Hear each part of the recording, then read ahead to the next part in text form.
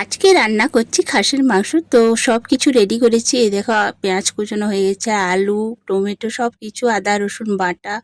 খাসির মাংস নিয়েছি, কড়াইও চাপিয়ে দিয়েছি গরম হওয়ার জন্য। আর মশলা সব রকম নিয়েছি, নুন, হলুদ, ধনে গুঁড়ো, লঙ্কার গুঁড়ো, সব কিছু মশলা আছে, সব কিছুই আছে। তো তেল দেওয়ার পরে শুকনো লঙ্কা ফোড়ন দিলাম, সর্ষের তেল দিলাম কড়াই গরম হওয়ার পর, তারপরে শুকনো লঙ্কা ফোড়ন দিলাম। এবার পেঁয়াজ কুচনোগুলো দিয়ে দিচ্ছি। এই দেখো পেঁয়াজগুলো হালকা করে ভেজে নেব। তো নমস্কার সবাইকে, কেমন আছো সবাই? আশা করি সবাই ভালো আছো, আমরাও সবাই ভালো আছি। আর পাপিয়া আঁখি নতুন ব্লগ ভিডিওতে তোমাদেরকে স্বাগত। তো তোমরা আমার প্রথম থেকে শেষ অবধি ভিডিওটা দেখার অনুরোধ রইল। ভালো লাগলে অবশ্যই একটা লাইক করো, কমেন্ট করো আর সাবস্ক্রাইব করো। তো পেঁয়াজটা একটু ভাজা ভাজা করার জন্য তাড়াতাড়ি, তার জন্য অল্প একটু নুন দিয়ে দিচ্ছি। এই দেখো, এই নুন দেওয়ার পরে তাড়াতাড়ি মানে ভাজা হয়ে যায়। এরপর আদা রসুন বাটাটা দিয়ে দিচ্ছি। যেহেতু 1 কেজি খাসির মাংস আছে, সেই জন্য আদা রসুন বাটাটাও একটু বেশি লাগলো, পেঁয়াজটাও বেশি লাগলো। তারপর টমেটো কুচনো দিয়ে দিলাম। এই দেখো, গরম লাগছে খুব বেশি, প্রচুর গরম পড়ে গেছে, কি বলবো, মারাত্মক গরম পড়ে গেছে। তার মধ্যে খাওয়া দাওয়া সবারই চলছে ঠিকঠাকভাবেই, ভালো মন্দ মিশিয়ে সবাই খাওয়া দাওয়া করা হচ্ছে।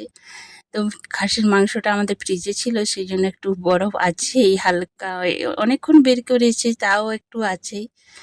তো ওটা কষানোর পরেই ঠিক হয়ে যাবে। এই যে তারপরে আলু সমেত আমি মটনটা দিয়ে দিলাম, দিয়ে ভালো করে একটু মানে ভেজে নেব, গরম করে নেব ভালো করে। এই দেখো দেখো ছেড়ে গেল, মানে একটু ছিলই, অনেকক্ষণ বের করেছি তাও ছিলই। এরপর আমি ধনে গুঁড়ো, হলুদ গুঁড়ো আর লঙ্কার গুঁড়ো দিয়ে দিয়েছি। এরপর ভালো করে আমি কষে নেব। তো এই মানে অনেকক্ষণ ধরেই কষবো। এবারে আধ ঘন্টা মতন আমি জল দিয়ে দিয়ে ভালো করে ঢাকা দিয়ে দিয়ে কষে নেব, যতক্ষণ না ভালো করে তেল মানে মশলার থেকে তেল ছেড়ে যাচ্ছে, কষানো মাংসর থেকে তেল ছেড়ে যাচ্ছে, ততক্ষণ কিন্তু কষতে হবে। কষানোর কাছেই কিন্তু খাবারের টেস্ট, যে যেমনই বলো, ভালো করে না কষলে টেস্ট আসে না। নুন হলুদ সব মাংসের ভিতরে ঢুকে না, যে কোনো রান্নার ভিতরে ঢুকে না, না কষে রান্না করলে। তো আমি এই দেখো তেলটা মানে খাসির মাংসর যে চর্বিটা একটু ভেজে নেড়েচেড়ে তুলে নিলাম, নইলে গলে যায়। এরপর আমি ভালো করে কষে যখন জল দেব, তখন আমি এই চর্বিটা দিয়ে দেব। তো কষানো হয়ে এসছে প্রায়, আর বেশিক্ষণ টাইম লাগবে না। আমি এই যে মশলাটা দিয়ে দিলাম, মাটন মশলা দিয়ে দিলাম।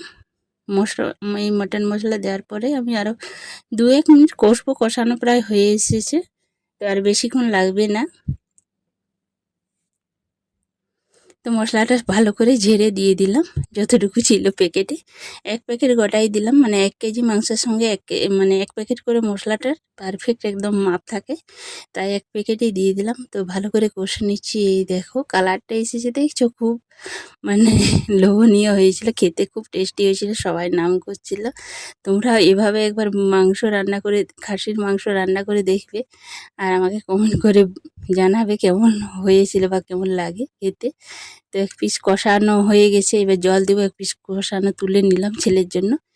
এরপর আমি কি করব বলো তো, ওই তেলটা আছে, সে তেলটাও আমি দিয়ে দেবো জল দেওয়ার পরে। তাহলে কি হয়, চর্বিটা আমার মানে গলে না, মানে যেটা তেল বললাম ওটাই চর্বি, মানে মাংসের চর্বিটা। এবার পরিমাণ মতন জল দিয়ে দেবো। আবার আধ ঘন্টা মতন আমি কিন্তু ভালো করে ফোটাবো, মানে আধ ঘন্টা 45 মিনিট মতন ফোটাবো আস্তে আস্তে আঁচ, মানে কম আঁচ দিয়ে। তো এই দেখো চর্বিটাও আমি দিয়ে দিলাম, দেখছো। এরপর মানে আস্তে জালে মানে 45 মিনিট মতন আরও ফোটাবো। তাহলে কি হবে, একদম পারফেক্ট সেদ্ধ হবে। খাসির মাংস সেদ্ধ না হলে কিন্তু খেতে একদম ভালো লাগে না। তো ভালো করে সেদ্ধ করবো। এরপরে এই গরম মশলাটা দিয়ে দেবো, রেখে দিলাম, নামাবোর আগে গরম মশলাটা দিয়ে দেবো। তো দেখো আমার মটন রান্নাটা হয়ে গেছে সেদ্ধ। দেখো মাংসর থেকে একদম তেল ছেড়ে গেছে একদম। এবার নামিয়ে দেবো। এরপর গরম মশলাটা দিয়ে দিলাম। তো আগে একটু দিয়েছিলাম, তারপরে এবারে দিলাম তোমাদেরকে দেখাতে, মানে ক্যামেরাটা অন করতে ভুলে গেছিলাম, তারপরে অল্প একটু দিয়ে রেখে দিলাম। তো এই দেখো আমার পুরোপুরি হয়ে গেছে মাটন রান্নাটা, কত লোভনীয় হয়েছে। তাহলে আর ভিডিওটা এই পর্যন্ত, দেখা হবে আবার নতুন একটা ভিডিওতে। সবাই